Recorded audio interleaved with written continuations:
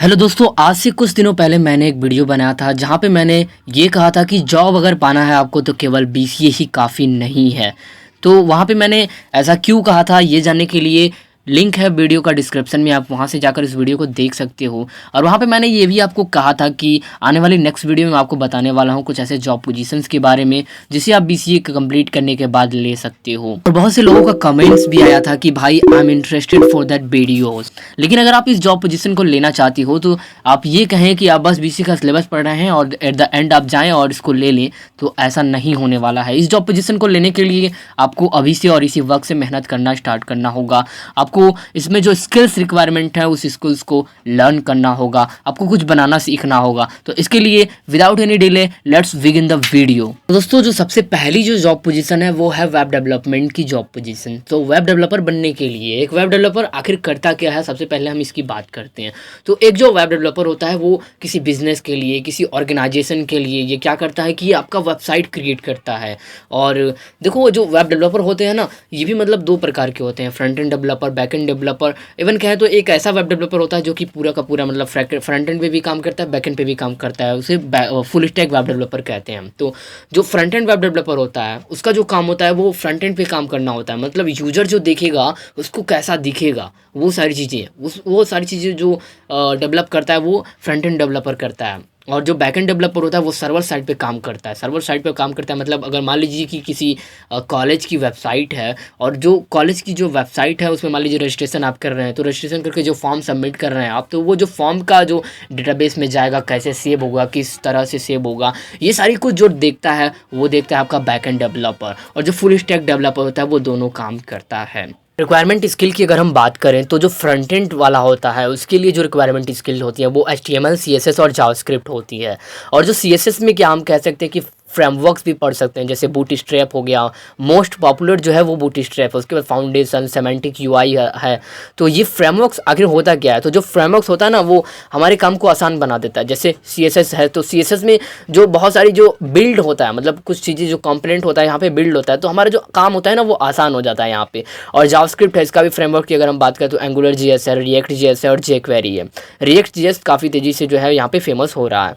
फिर अगर हम बात करें बैकएंड के लिए जो हमारा वो क्या कहते हैं स्किल जो रिक्वायरमेंट होगा, वो कोई लैंग्वेज है जैसे सर्वर साइड लैंग्वेज, जैसे PHP है, रूबी है, Node.js है, पाइथन है, जावा है, इनमें से कोई एक सीखना होगा। इनका भी फ्रेमवर्क्स होता है, जैसे अगर PHP की फ्रेमवर्क्स की बात करें तो लारावेल है, और रूबी की फ्रेमवर्क्स की बात करें तो रेल्स है, Node.js की बात करें तो एक्सप्रेस.js है, पाइथन की बात करें तो डिजेंगो है, फ्लास्क है, जावा की अगर फ्रेमवर्क की बात करें तो वो है स्प्रिंग। और फिर हमें डेटाबेस प्रोग्रामिंग भी पढ़ना होगा जिसमें हम ऑरेकल, माइस्क्वेल और मोंगोडीबी और रेडिस पढ़ सकते हैं। हमारा सेकंड जो जॉब पोजीशन है वो है एंड्रॉयड ऐप डेवलपमेंट की। जी हाँ दोस्तों, BCA करने के बाद एंड्रॉयड ऐप डेवलपमेंट की जॉब भी ले सकते हो।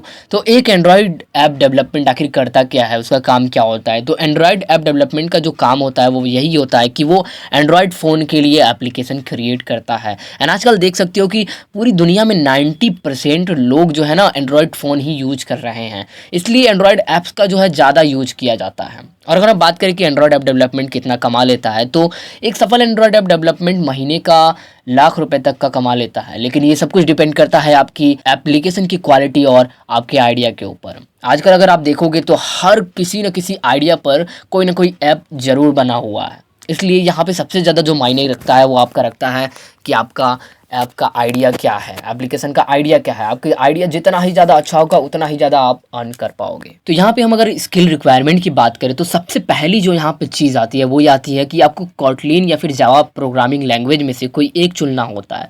तो देखो, सबसे पहली चीज़ यहाँ पे ये है कि यहाँ पे आजकल जो प्रेफर किया जा रहा है वो कॉटलिन प्रेफर किया जा रहा है। गूगल के द्वारा भी कॉटलिन को ही प्रेफर किया जा रहा है। लेकिन कई सारे लोग कहते हैं कि सबसे पहले आपको जावा सीखना चाहिए, क्योंकि जावा सीख करके आपको बेसिक समझ में आता है और जावा सीखने के बाद आप कॉटलिन पे स्विच कर सकते हो। तो यहाँ पे आपको कोई एक लैंग्वेज चूज करना होगा, कॉटलिन या फिर जावा में से। सपोज आपने कोई भी चूज किया, जावा ही चूज किया, तो सबसे पहले आप जावा के फंडामेंटल को पढ़ो। जावा के फंडामेंटल पढ़ने के बाद आप XML पढ़ो। XML में होता क्या है कि ये आपके फ्रंट एंड पे काम करता है, डिज़ाइन पे काम करता है। XML पढ़ने के बाद आपको जो सारा काम करना होता है वो करना होता है एंड्रॉयड स्टूडियो पर। तो एंड्रॉयड स्टूडियो के बारे में जान लो कि एंड्रॉयड स्टूडियो का जो फंडामेंटल होता है कि फाइल सेव कैसे करते हैं, रन कैसे करते हैं, ये सारा कुछ उसका ट्यूटोरियल देख करके समझ लो एंड्रॉयड स्टूडियो के बारे में। उसके बाद आप अपने प्रोजेक्ट पे काम कर सकते हो, छोटे से प्रोजेक्ट पे काम करो, फिर ट्यूटोरियल देख करके प्रोजेक्ट बनाओ, छोटा सा प्रोजेक्ट बनाओ, फिर बड़ा प्रोजेक्ट बनाओ। प्रोजेक्ट बनाते बनाते आप इसको एक्सप्लोर करो कि आखिर एंड्रॉयड स्टूडियो में कैसे काम किया जाता है, एप्लीकेशन बनते कैसे हैं, और धीरे धीरे आप जब करोगे, प्रोजेक्ट बनाओगे तो बहुत कुछ जानते जाओगे। ठीक है, आप इसके डॉक्यूमेंटेशन को पढ़ो, एंड्रॉयड स्टूडियो के डॉक्यूमेंटेशन को पढ़ो। तो इस प्रकार से आप काम करो। और इसके बारे में अगर और भी डिटेल में जानना चाहते हो तो इसके लिए आप अमन दत्तरावल का जो ये वीडियो है इसका लिंक आपको डिस्क्रिप्शन में मिल जाएगा, आप वहां से ये वाला वीडियो देख सकते हो। तो दोस्तों जो हमारा तीसरा जॉब पोजीशन है वो है डेटाबेस एडमिनिस्ट्रेटर का। तो जो डेटाबेस एडमिनिस्ट्रेटर को हम डीबीए भी कहते हैं। तो डीबीए का जो काम होता है ना वो ये होता है कि यूजर को डेटाबेस यूज करते टाइम अगर कोई दिक्कत आती है तो उस प्रॉब्लम को दूर करना, जिस डेटा को यूजर एक्सेस कर रहा है क्या वो डेटा जो है वो ऑथराइज्ड है या फिर नहीं, ये सारी चीज़ों का जांच करना, डेटाबेस की देखरेख करना और ध्यान रखना कि क्या जो डेटाबेस है वो अपडेट हो रहा है या फिर नहीं हो रहा है रेगुलरली, फिर डेटा को इस्तेमाल सही तरीके से किया जा रहा है या फिर गलत तरीके से किया जा रहा है, इसको जांचना, उन सभी सॉफ्टवेयर को मेंटेन करना जो कि डेटाबेस से कनेक्टेड है। और अगर हम बात करें कि इसकी जो सैलरी क्या होती है तो इसकी जो शुरुआती सैलरी आजकल इसको काफ़ी अच्छी मिल रही है, 25,000 से लेकर के 40,000 तक का इसका जो शुरुआती सैलरी है वो मिल रहा है। रिक्वायर्ड स्किल की अगर हम बात करें तो एसक्यूएल यानी कि स्ट्रक्चर क्वेरी लैंग्वेज और पीएल एसक्यूएल में इन डेप्थ नॉलेज आपकी होनी चाहिए, बैकअप एंड रिस्टोर करने आपको आना चाहिए, सर्वर की आपको अच्छी नॉलेज होनी चाहिए, ट्रबल शूटिंग आपको आना चाहिए, डेटाबेस मैनेजमेंट आपको आना चाहिए। तो दोस्तों जो फोर्थ जॉब पोजीशन है वो है सॉफ्टवेयर टेस्टिंग की जॉब पोजीशन। तो आप बीसीए करने के बाद सॉफ्टवेयर टेस्टर की भी जॉब पोजीशन ले सकते हो। तो पहले हम जान लेते हैं कि आखिर सॉफ्टवेयर टेस्टर करता क्या है। तो जब भी सॉफ्टवेयर बन जाता है तो उसकी क्वालिटी को चेक करता है सॉफ्टवेयर टेस्टर, उसमें कोई कमी होता है तो उस कमी को चेक करके निकालता है सॉफ्टवेयर टेस्टर। यानी कि जब सॉफ्टवेयर बनता है तो उसके बाद जो काम होता है वो सॉफ्टवेयर टेस्टर का काम होता है। सॉफ्टवेयर बनने के बाद सॉफ्टवेयर टेस्टर इसको दो तरीके से चेक करता है, पहला मैनुअली होता है और दूसरा ऑटोमेटेड टेस्टिंग होता है, जिसमें क्या होता है कि कंप्यूटराइज टेस्टिंग टूल्स होते हैं जिसमें white box testing, black box testing और functional testing, grey testing, integrated testing और सिस्टम टेस्टिंग और भी कई सारे टेस्टिंग होते हैं यहाँ पर। रिक्वायर्ड स्किल की अगर बात करें तो डेटाबेस की जानकारी आपको होनी चाहिए, यानी एसक्यूएल की आपकी जानकारी होनी चाहिए, डिफेक्ट ट्रैकिंग टूल्स की आपको जानकारी होनी चाहिए, टेस्ट मैनेजमेंट टूल्स की आपको जानकारी होनी चाहिए, लिनक्स कमांड की बेसिक जानकारी आपको होनी चाहिए, ऑटोमेशन टूल्स की आपको जानकारी होनी चाहिए। वो जो मैंने स्किल के बारे में बताया जिसको आपकी नॉलेज होनी चाहिए वो टेक्निकल स्किल थी। नॉन टेक्निकल स्किल की भी आपको जानकारी होनी चाहिए, जिसमें आपका पहला है एनालिसिस स्किल, दूसरा है कम्युनिकेशन स्किल, तीसरा है टाइम मैनेजमेंट स्किल और चौथा है पेशेंस होना चाहिए आपके अंदर।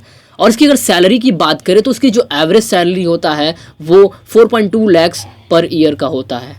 तो दोस्तों जो हमारा 5वां नंबर पे जो जॉब पोजीशन आता है वो है डेटा एनालिस्ट का जॉब पोजीशन। तो देखो एक डेटा एनालिस्ट होता है वो क्या करता है, वो हमारे पास जैसे मान लो कि रॉ डेटा है, मतलब पड़ा हुआ डेटा है, तो उस डेटा में से वो जो डेटा फालतू में पड़ा हुआ है उस डेटा में से मीनिंगफुल चीज़ निकाल देता है, उसको मीनिंगफुल चीज़ में कन्वर्ट कर देता है, वो होता है हमारा डेटा एनालिस्ट। और इसका जो यूज़ होता है बिजनेस में बहुत ज़्यादा होता है। बिजनेसमैन जो होते हैं वो डिसीजन इन्हीं के बेस्ट पर लेते हैं। इसमें आपका जो इंपॉर्टेंट होता है वो मैथमेटिक्स और स्टैटिस्टिक्स जो होता है काफ़ी ज़्यादा इंपॉर्टेंट होता है।